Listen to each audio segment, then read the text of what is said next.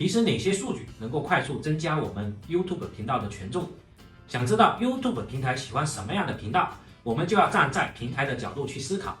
运营一个平台最核心的指标是什么？有2个指标，一个是活跃的用户数量，另外一个是用户的停留时长。